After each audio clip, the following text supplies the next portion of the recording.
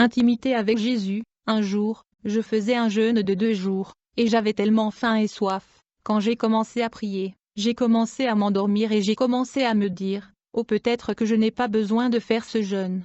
Après tout, j'ai déjà fait d'autres jeûnes. Quel mal cela me ferait-il si je mangeais puis je fais une sieste car j'ai tellement sommeil ?» Cela semblait être une si bonne idée que je l'ai contemplée dans mon état de sommeil. C'était censé être mon jour de congé, mais un programme d'urgence était apparu et j'avais dû travailler ce matin-là, et je venais de rentrer à la maison. Il était maintenant environ 14 heures. Je me disais en moi-même, Dieu comprendra si j'interromps ce jeûne. Après tout, tu devais travailler ce matin. Quand tu as planifié ce jeûne, tu ne savais pas que tu travaillerais. Tu pensais que tu serais juste à la maison en train de prier. Alors maintenant tu es fatigué. Va juste à la cuisine, prenez de la nourriture, puis faites une sieste. C'étaient les mensonges que Satan injectait dans mon esprit. Des mensonges parce que même quand je travaillais toute une journée, j'ai réussi à jeûner, mais il s'intéressait à mon moment de faiblesse. Alors que je murmurais des prières somnolentes, d'autres pensées continuaient à venir. Faites juste une courte sieste et quand vous vous réveillerez, vous pourrez encore passer du temps avec Dieu. Vous serez encore plus fort pour prier et lire la Bible. Quand j'ai ouvert les yeux, ces pensées semblaient être une bonne idée, mais très faiblement j'ai pu entendre le Saint-Esprit me dire « Ne fais pas ça, résiste au diable ». La voix me disant de rompre le jeûne semblait beaucoup plus forte, plus exigeante. Dieu est ton Père, il ne s'en souciera pas. J'ai décidé de me lever et de faire une promenade à l'extérieur de ma maison pour me débarrasser du sommeil. J'ai marché vers la porte de ma maison. Quand j'ai tourné la poignée de la porte pour l'ouvrir, j'ai entendu la voix du Seigneur clairement. Il m'a dit: la prière est un sacrifice. La prière et le jeûne sont un sacrifice. Vous ne le basez pas sur vos sentiments. Vous prenez simplement la décision de le faire et vous y allez, peu importe comment vous vous sentez. C'est une bataille et vous devez vous battre pour que vous puissiez vaincre. Cela nécessite l'abnégation pour prier et jeûner. Ne vous prosternez pas devant la chair. Immédiatement, j'ai su que je devais terminer le jeûne que j'avais prévu, que j'ai faim ou non, que je me sente fatigué ou non, et pendant que je méditais sur les paroles que le Seigneur m'avait dites, j'ai immédiatement su que c'était Satan qui m'attaquait de fatigue, des sommeils et de faim, parce qu'il voulait m'éloigner de Jésus, il voulait que je me prosterne et que j'adore ma chair.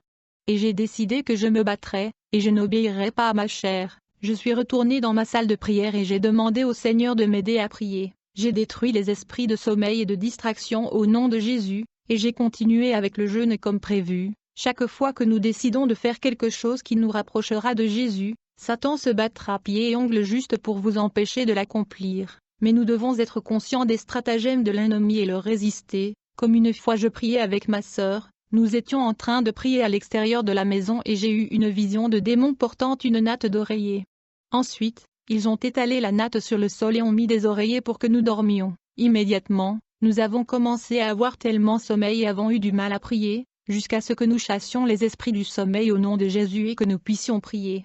Satan veut vous éloigner le plus possible de Jésus. Si vous décidez de prier à 16 heures par exemple, il fera tout son possible pour arrêter cela, que ce soit en vous attaquant par paresse, ou en faisant venir un ami chez vous peu avant 7 heures, ou en vous donnant tant d'idées sur ce que sinon vous devez faire n'importe quoi.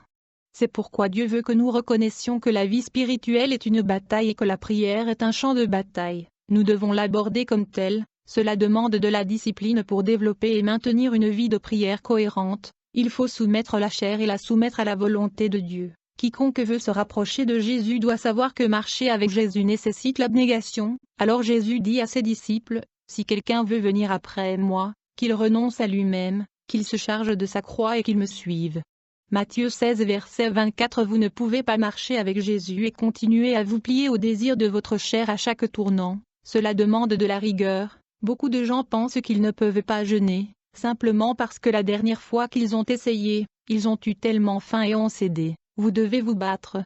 Vous prenez simplement la décision de faire quelque chose et vous le faites, peu importe comment vous vous sentez.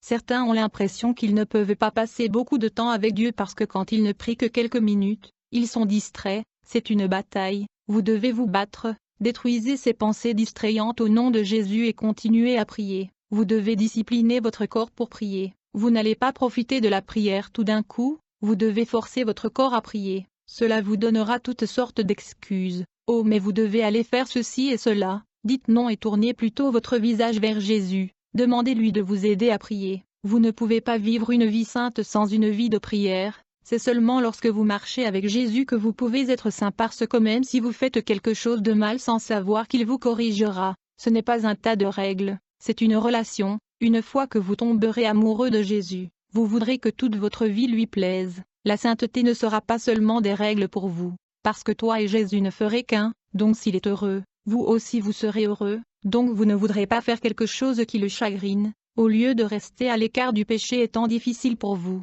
Péché est ce qui deviendra difficile pour vous, parce que quand vous saurez que le Seigneur n'est pas content de ce que vous avez fait, vous ne serez pas heureux non plus, jusqu'à ce que vous arrangez les choses avec lui. Jésus veut que nous nous approchions de lui et que nous le connaissions, que nous soyons un avec lui là où ses désirs deviennent les nôtres, sa passion devient la nôtre. Il nous appelle à cette grande intimité où nous sommes si connectés à son cœur et expérimentons vraiment son amour. Il y a tellement de choses que Dieu a pour nous, nous n'en faisons pas l'expérience parce que nous ne le cherchons pas. Cela commence par la crucifier la chair, décider que vous en ayez envie ou non, vous prierez, et bien sûr, le Seigneur vous aidera à le faire, que vous ayez envie ou non de lire la Bible, chaque jour. Donnez du temps à Jésus, le temps est l'étape la plus importante dans la recherche de Dieu. Peu importe à quel point votre journée est chargée, décidez que vous passerez toujours du temps avec Jésus. La Bible dit que lorsque vous vous approchez de lui, il ne se contente pas de vous attendre, il s'approche aussi de vous. Jacques 4, 8. Mais s'approcher de Dieu n'est pas une chose de temps en temps. Si vous devez trouver, vous devez continuer à le chercher tous les jours. Il arrive un moment où votre amour pour Dieu n'est pas seulement des mots mais devient si réel que vous ne voulez pas lui désobéir. Il arrive un moment où sa présence est littéralement là où vous aspirez à être toute la journée.